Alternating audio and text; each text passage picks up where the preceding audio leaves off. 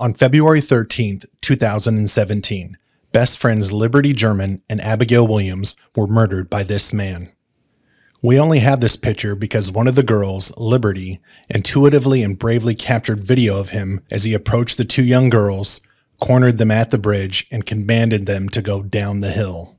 Liberty placed her phone in her pocket and kept the camera rolling, now capturing audio of the killer's voice, moments before her and her best friend were brutally murdered.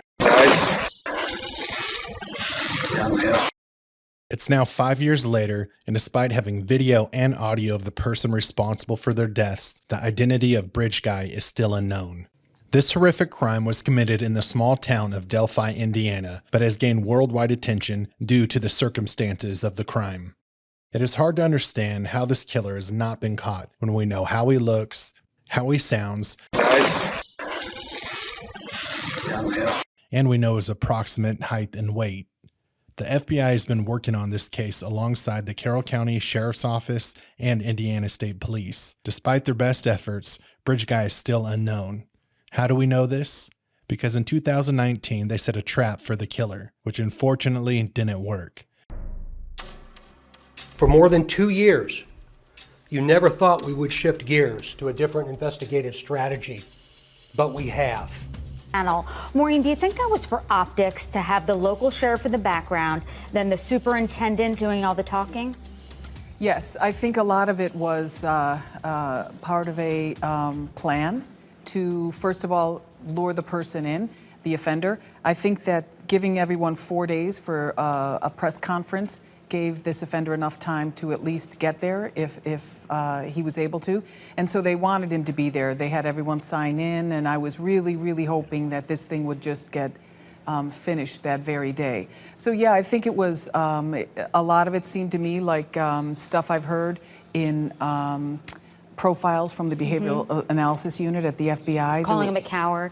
Yeah, it's exactly.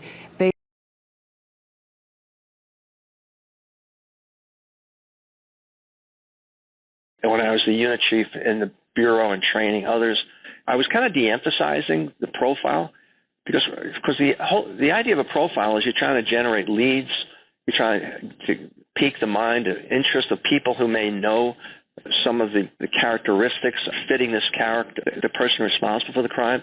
So I began to focus in more on proactive techniques. I like the idea of developing, using imagination and creativity to catch these guys and to maybe get the subject to inject himself in the investigation or get the subject to go to a particular location because we may have planted something there.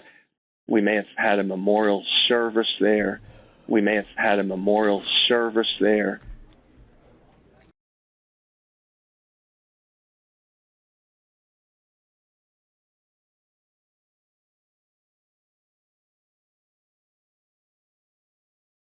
So let's just say a person overheard someone claiming to be involved in the Delphi murders, and they are on the fence about reporting it or not. That same person with the tip goes online and reads that law enforcement already knows who the killer is.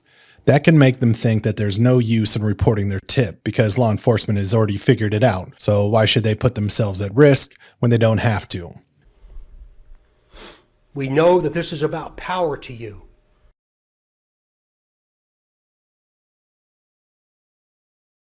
And you want to know what we know. And one day, you will.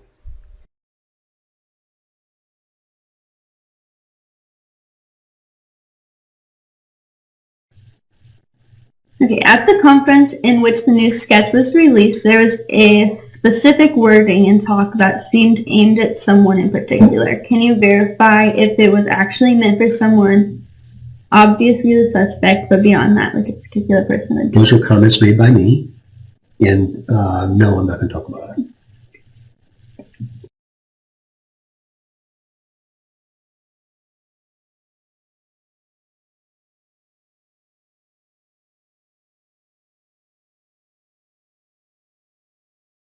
So what does spreading misinformation like law enforcement knows who Bridge Guy is? What does that really accomplish? The answer is nothing. It adds no value to solving this case. It only discourages tips. Law enforcement does not know who the killer is, so please still tip in any information that may help solve this case. Thank you.